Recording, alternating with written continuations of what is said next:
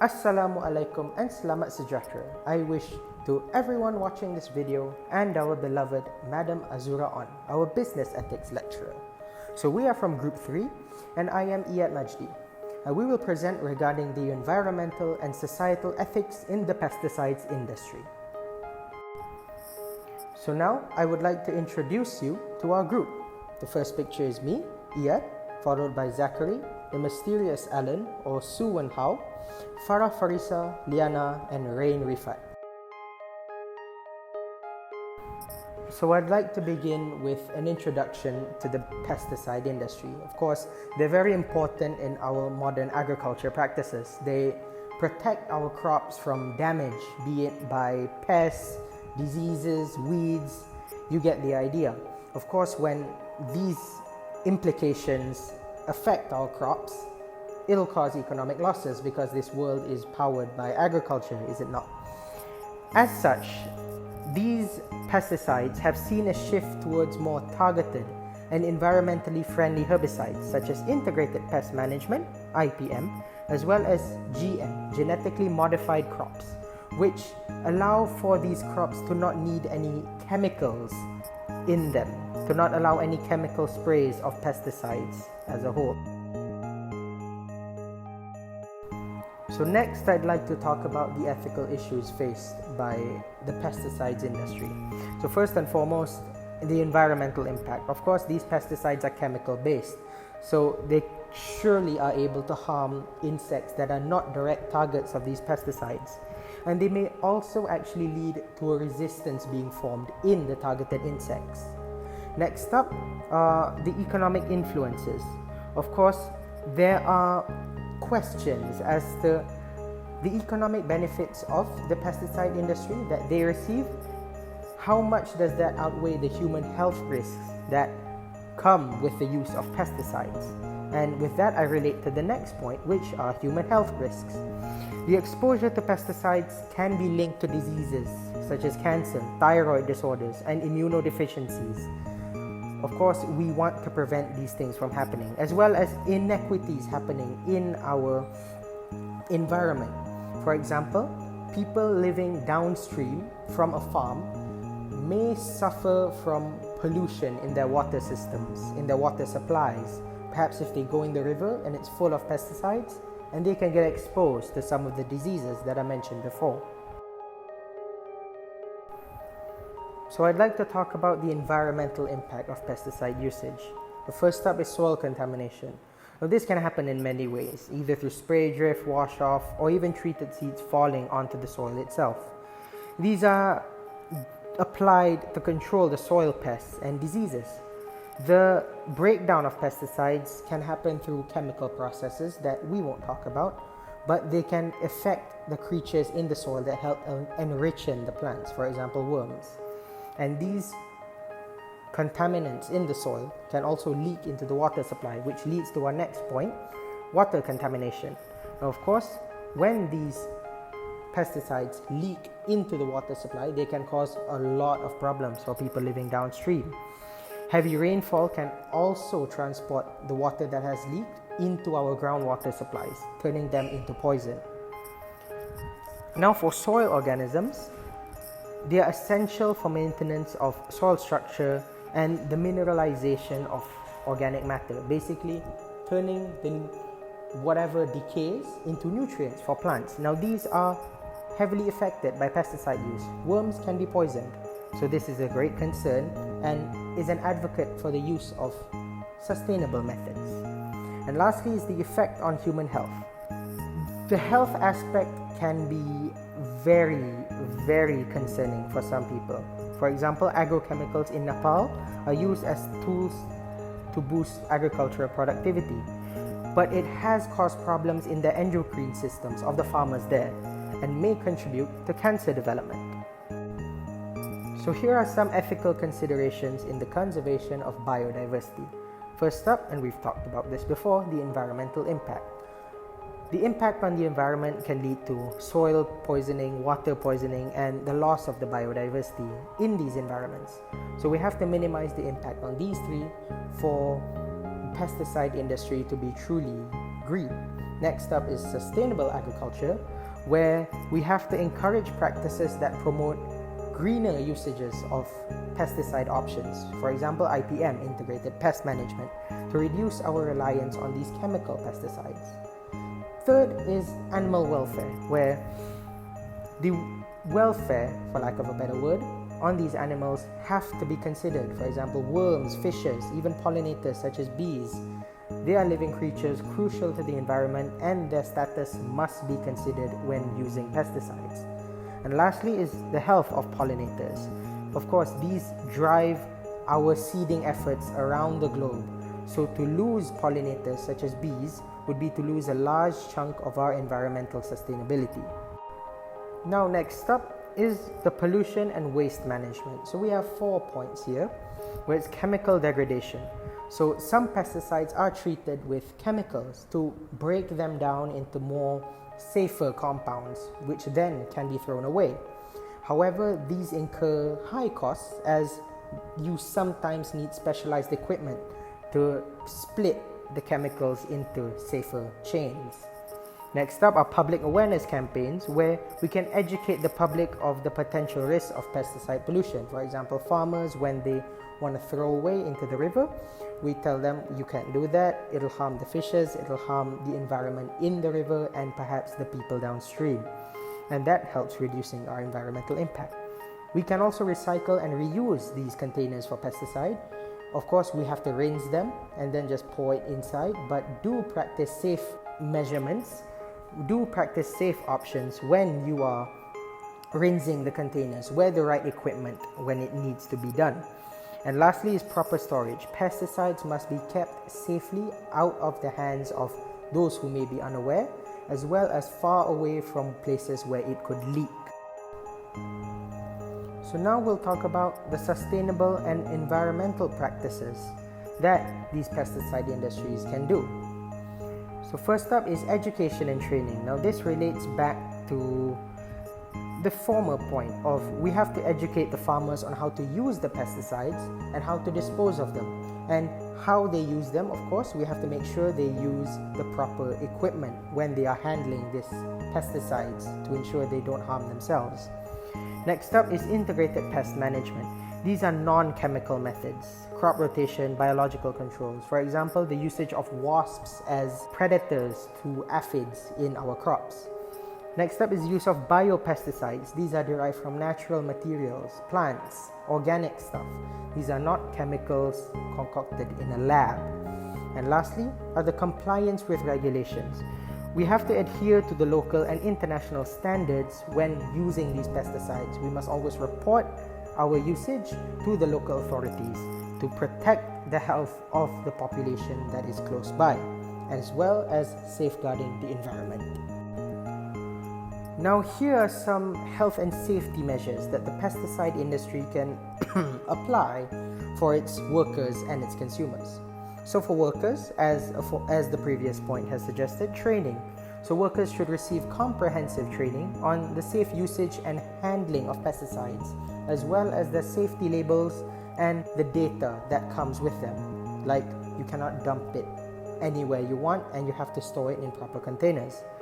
And then there are surveillance programs, where programs like Sensor Pesticides and the National Poison Data System monitor pesticide-related illnesses and injuries to improve safety.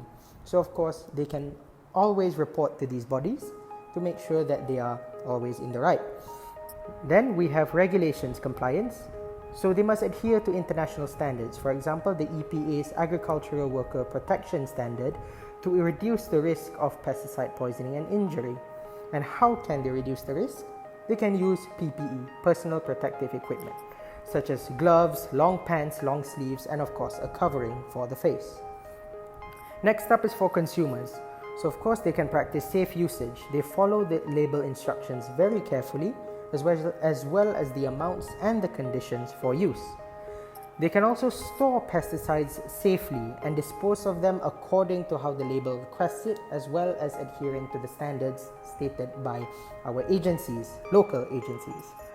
Then we have to reduce our exposure to them.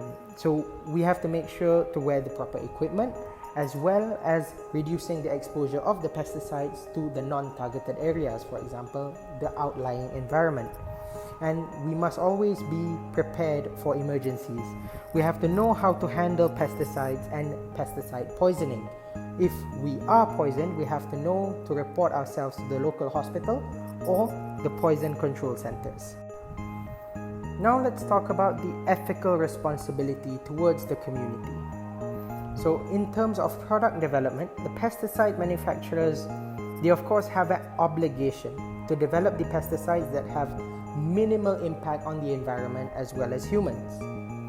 Next up is safe application, where manufacturers have to take the steps to make sure that the pesticides are used safely, as well as adhering to the standards of the local and the municipal governments, to make sure that there are no leakages that happen all the way from the factory until the usage in the farms, in the hands of the consumers.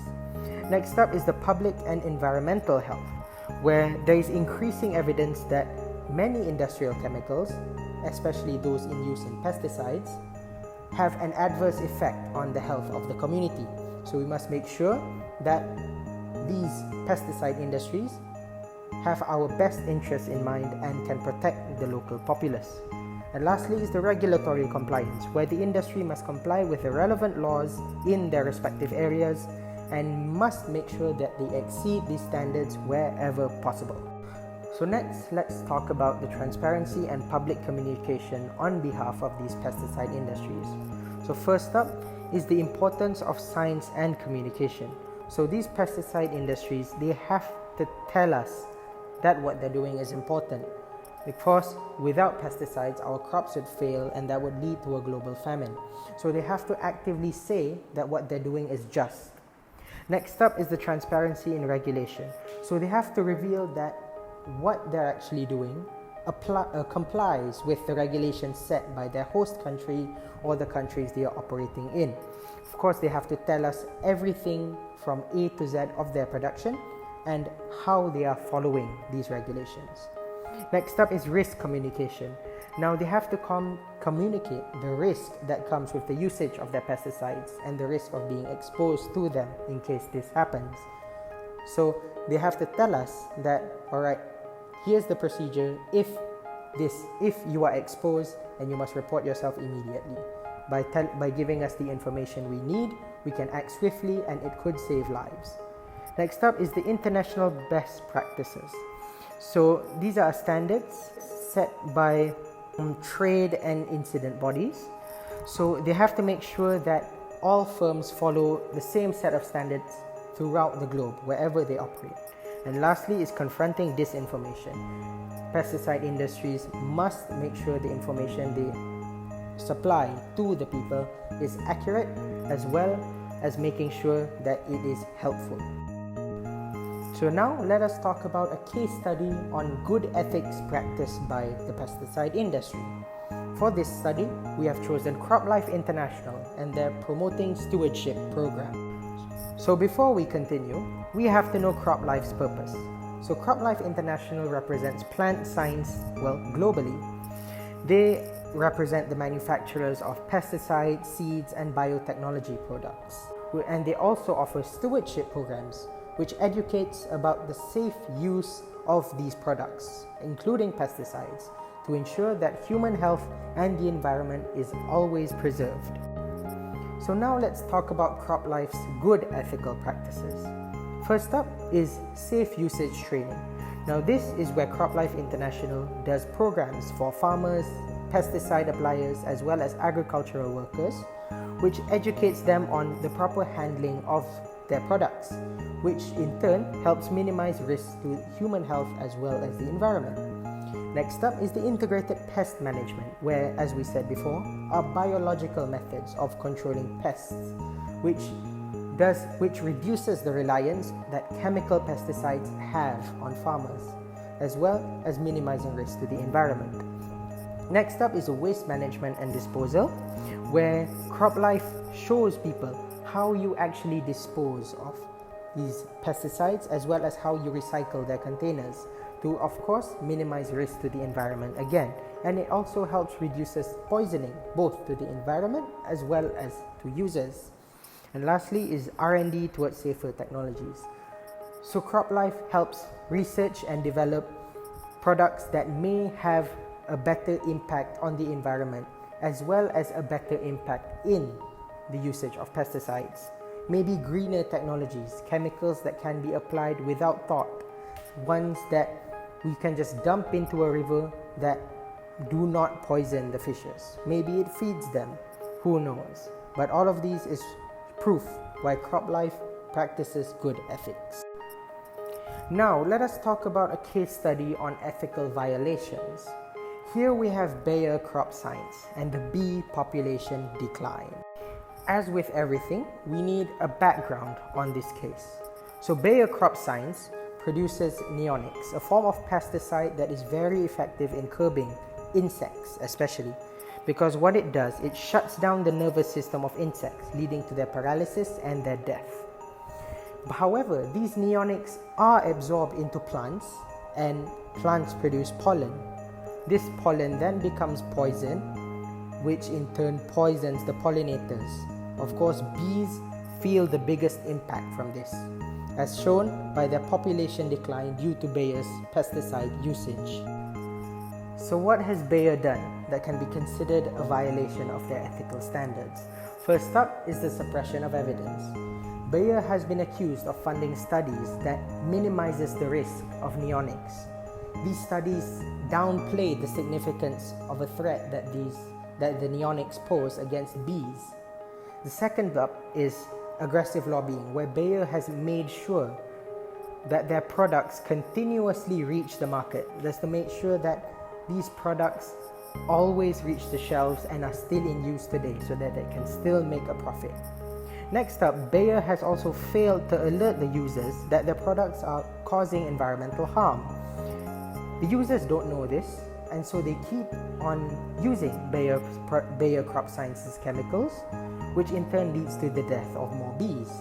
And lastly, of course, this in turn causes massive environmental damage, which neonics have been shown to decline bee populations significantly, and bees being our primary pollinators, this is not a good sign for the plant life in this world. So what can we conclude from all this?